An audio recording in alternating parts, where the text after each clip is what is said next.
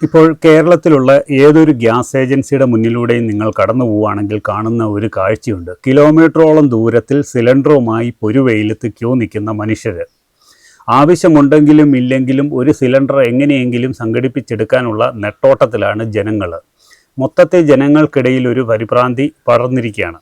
നമ്മൾ പണ്ടൊക്കെ ആണെങ്കിൽ വീട് പണിതുകൊണ്ടിരുന്നപ്പോൾ വിറകടുപ്പിന് വേണ്ടി ഒരു സ്ഥാനം നമ്മൾ മാറ്റിവെക്കുമായിരുന്നു. ഇപ്പോൾ പുതിയ മോഡേൺ കിച്ചണുകൾ വന്നപ്പോഴത്തേന് LPG സിലിണ്ടറുകളും അതുപോലെ തന്നെ ഇലക്ട്രിക് ഓവനുകളും ഒക്കെയായി വീട്ടിൽ പുകയെടുപ്പിൻ്റെ സ്ഥാനം ഇല്ലാതെ തന്നെ വന്നിരിക്കുകയാണ്. ഇപ്പോൾ ഗ്യാസ് ലഭ്യമല്ലാതെ വന്നപ്പോഴാണ് ജനങ്ങൾ വിറകടുപ്പിൻ്റെ മഹാത്മ്യം മനസ്സിലാക്കുന്നത്. നഷ്ടപ്പെട്ടു പോയ പല ശീലങ്ങളും തിരികെ കൊണ്ടുവരേണ്ട അവസ്ഥയിലാണ്. രണ്ട് രാജ്യങ്ങൾ തമ്മിലുള്ള യുദ്ധം കാരണം കേരളത്തിലിരിക്കുന്ന നമ്മുടെ അടുക്കളയെ ഇതെങ്ങനെ ബാധിച്ചു എന്നതിനെപ്പറ്റിയാണ് നമ്മളിന്ന് നോക്കാൻ പോകുന്നത്. അപ്പോൾ എല്ലാവർക്കും പുതിയൊരു വീഡിയോയിലേക്ക് സ്വാഗതം.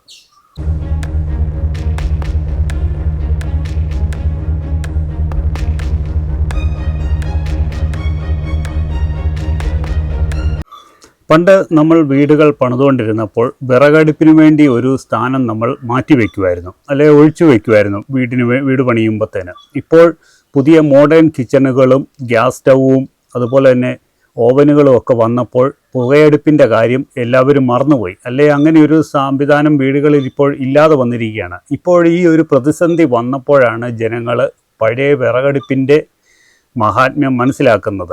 വിറകടുപ്പില്ലാത്തതിൻ്റെ ബുദ്ധിമുട്ടുകൾ ഇപ്പോഴാണ് ജനങ്ങൾ നേരിടുന്നത്.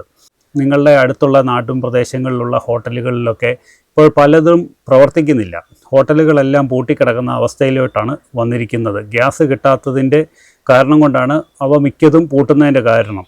ഇനി അഥവാ സമയം ചില ഹോട്ടലുകൾ പ്രവർത്തിക്കുന്നുണ്ടെങ്കിൽ തന്നെ അവിടെ പല പല സാധനങ്ങളും ഇല്ല. ഇപ്പോൾ ചായയായിട്ടും അതുപോലെ തന്നെ ചെറുകടി പലഹാരങ്ങൾ ഇങ്ങനത്തെ സാധനങ്ങളൊന്നും തന്നെ ഇപ്പം കിട്ടാനില്ല. അത്യാവശ്യം ചില ഊണുകളൊക്കെ കൊടുക്കുന്ന ഹോട്ടലുകളുണ്ട്. വലിയ ഹോട്ടലുകളൊക്കെ എങ്ങനെയോ പ്രവർത്തിച്ചു പോകുന്നുണ്ട്. പ്രതിസന്ധികളുടെ വേരുകൾ കിടക്കുന്നത് അങ്ങ് പശ്ചിമേഷ്യയിലാണ്, മിഡിൽ ഈസ്റ്റിൽ. ഇറാൻ ഇസ്രയേൽ യുദ്ധമാണ് ഇതിനും പ്രധാന വില്ലന്. പേർഷ്യൻ ഗൾഫ്, ഇവിടെയുള്ള Saudi Arabia, Qatar, Kuwait, Iraq തുടങ്ങിയ രാജ്യങ്ങളിൽ നിന്നും ലോകത്തിലെ ഭൂരിഭാഗം എണ്ണയും ഗ്യാസും ഉൽപ്പാദിപ്പിക്കുന്നത്. ഈ രാജ്യങ്ങളിൽ നിന്നും കപ്പലുകൾ പുറത്തേക്ക് കടക്കണമെങ്കിൽ ഹോർമൂസ് കടലെടുക്കുന്ന ഇടുങ്ങിയ പാതയിലൂടെ വേണം കടന്നുപോയേ തീരൂ. ഈ പാതയുടെ ഒരു വശം ഇറാനാണ്. യുദ്ധം മുറുകിയതോടെ ഇറാൻ ഈ ഒരു കടലെടുക്കിലുള്ള കപ്പൽ ഗതാഗതം നിയന്ത്രിക്കുകയും തടസ്സപ്പെടുത്തുകയും ചെയ്യുന്നു. ലോകത്തുൽപ്പാദിപ്പിക്കുന്ന ക്രൂഡ് ഓയിലിൻ്റെയും പ്രകൃതിവാതകത്തിൻ്റെയും ഏകദേശം 20 മുതൽ 30% വരെ കടന്നു പോകുന്നത് ഈ ഒരു ഒറ്റ വഴിയിലൂടെയാണ്.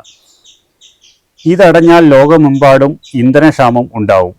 ഇന്ത്യക്ക് ആവശ്യമായ ക്രൂഡ് ഓയിലിൻ്റെ 85% നമ്മൾ ഇറക്കുമതി ചെയ്യുകയാണ്. ഇതിൽ വലിയൊരു പങ്കും വരുന്നത് മിഡിൽ ഈസ്റ്റിൽ നിന്നാണ്, ഹോർമൂസ് കടലെടുക്ക് വഴി. നമ്മൾ വീടുകളിൽ ഉൽപ്പാദിപ്പിക്കുന്ന LPGയുടെ 60% നമ്മൾ ഇറക്കുമതി ചെയ്യുകയാണ്.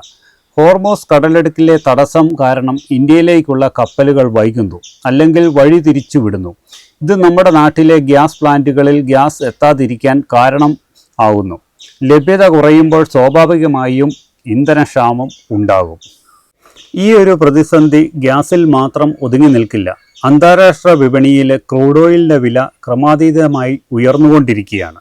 ക്രൂഡ് ഓയിലിൻ്റെ വില ഉയർന്നു കഴിഞ്ഞു കഴിഞ്ഞാൽ ഇന്ത്യയിലുള്ള പെട്രോളിയം, ഡീസൽ ഉൽപ്പന്നങ്ങൾക്ക് വില കൂട്ടുവാൻ കമ്പനികൾ നിർബന്ധിതരാകും.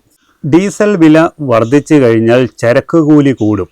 അതിലൂടെ പച്ചക്കറികൾ, പലചരക്ക് സാധനങ്ങൾ, അങ്ങനെയുള്ള നിത്യോപയോഗ സാധനങ്ങൾക്കെല്ലാം വിലക്കയറ്റമുണ്ടാവും.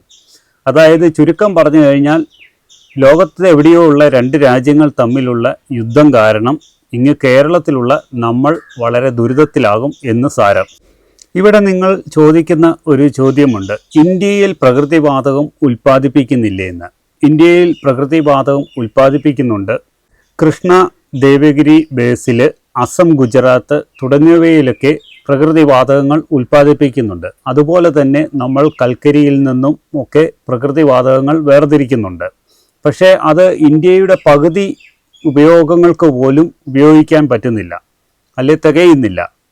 പിന്നെ ഈ ഒരു ഉൽപ്പാദിപ്പിച്ചെടുക്കുന്ന പ്രകൃതിവാതകം കൂടുതലായിട്ട് നമ്മൾ ഇലക്ട്രിസിറ്റി, അതുപോലെ തന്നെ വളം നിർമ്മാണം, അങ്ങനെയുള്ള കാര്യങ്ങൾക്കൊക്കെയാണ് കൂടുതലും ഉപയോഗിക്കുന്നത്. നമ്മളുടെ വീടുകളിൽ പൈപ്പ് ലൈൻ വഴി വരുന്ന LPGകൾ തുടങ്ങി വെച്ചിട്ടുണ്ടെങ്കിലും, മെട്രോ നഗരങ്ങളിലൊക്കെ തുടങ്ങി വെച്ചിട്ടുണ്ടെങ്കിലും നമ്മളുടെ ഗ്രാമപ്രദേശങ്ങളിൽ ഇപ്പോഴും നമ്മൾക്ക് ഈ ഒരു സംവിധാനം ലഭ്യമല്ല. അതുകൊണ്ടാണ് നമ്മൾ ഇപ്പോഴും LPG സിലിണ്ടറുകളെ ആശ്രയിച്ച് കഴിയേണ്ടി വരുന്ന അവസ്ഥ. നമ്മൾ ഇന്ധനത്തിന് വേണ്ടി മറ്റ് രാജ്യങ്ങളെ അമിതമായി ആശ്രയിക്കുന്നത് കാരണം ഈ ഒരു യുദ്ധം നമുക്ക് എന്തുമാത്രം പ്രതിസന്ധി സൃഷ്ടിക്കുന്നുവെന്ന് നമ്മളെ കാണിച്ചു തരുന്നു. ഇപ്പോൾ തന്നെ നമ്മളാണെങ്കിലും നമ്മൾ സോളാർ ഇൻഡക്ഷൻ കുക്കറിലേക്കൊക്കെ നമ്മൾ മാറേണ്ട സമയം അതിക്രമിച്ചിരിക്കുകയാണ്. എപ്പോഴും നമ്മൾ LPG സിലിണ്ടറുകളെ ആശ്രയിച്ചുകൊണ്ടിരുന്നു കഴിഞ്ഞാൽ നമ്മൾ ഇതുപോലുള്ള പ്രതിസന്ധി ഘട്ടങ്ങളിൽ നമ്മൾ തളർന്നു പോവുകയുള്ളൂ. അല്ലെ നമ്മൾ ഇതുപോലെ നീണ്ട ക്യൂവിൽ പോയി നിന്ന് നമ്മളുടെ വിലപ്പെട്ട സമയം നമ്മൾ വെറുതെ പാഴാക്കി കളയേണ്ട അവസ്ഥ വരും. അതുപോലെ തന്നെ നമ്മുടെ വീടുകളിലുള്ള വിറകടുപ്പ് പൂർണ്ണമായും പൊളിച്ച് കളയാതെ എപ്പോഴും വീടുകൾ ഒക്കെ നിർമ്മിക്കുമ്പോൾ നമ്മളൊരു ചെറിയൊരു അടുപ്പിന് വേണ്ടിയുള്ളൊരു സൗകര്യം നമ്മൾ ഒഴിച്ചിടുന്നത് എപ്പോഴും നമുക്ക് നല്ലൊരു കാര്യം തന്നെയാണ്. എപ്പോഴാണ് നമുക്ക് ഇങ്ങനെയുള്ള ആവശ്യങ്ങൾ വരുന്നതെന്ന് പറയാൻ പറ്റത്തില്ല.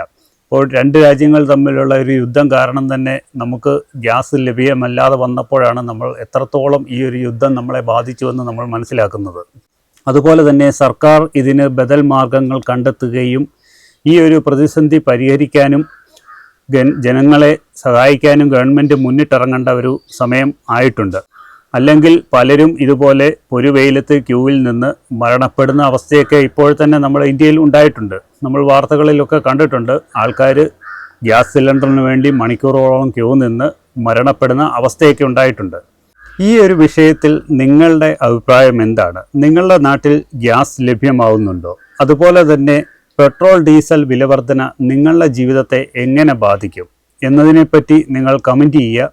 അതുപോലെ തന്നെ നിങ്ങൾ ആദ്യമായിട്ടാണ് ഈ ചാനൽ കാണുന്നുണ്ടെങ്കിൽ സബ്സ്ക്രൈബ് ചെയ്യാനും തൊട്ടടുത്ത് കാണുന്ന ബെല്ലൈക്കൺ എനേബിൾ ചെയ്യാനും മറക്കരുത്. അപ്പോൾ വീണ്ടും നല്ലൊരു വീഡിയോ ആയിട്ട് വീണ്ടും വരുന്നത് വരേക്കും. ബായ്.